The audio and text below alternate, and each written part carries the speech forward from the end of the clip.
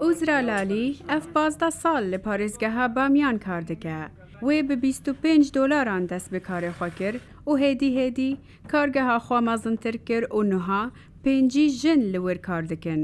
ئارمانجا ئۆزرا ئەوە کو کاران پەیدا بکە ji بۆ ژنان و هەروەسا خەلکی ئاشنای دیزاینن جیاوازیên پارێزگەها بامیان بکە. Emso, çante, kumbar û goreyên ji hêriya me çê dikin.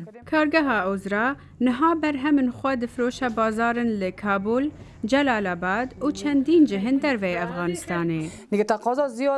Ev jinên li vir kar dikin, bi dilekî xweş didin zanîn ku ew bi vî karî alîkariya malbata xwe dikin.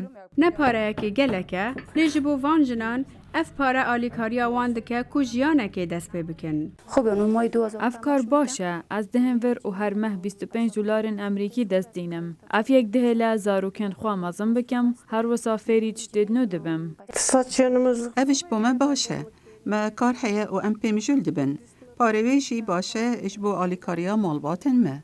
Ev kargeh berhemin çînî wekû rekeber dibînin.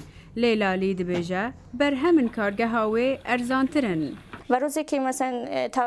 Her cudekê pêlavan yan çandên bihêjabûna beris bi 2 dolarûnî van dihên firotin ji aliyê kargeha me ve.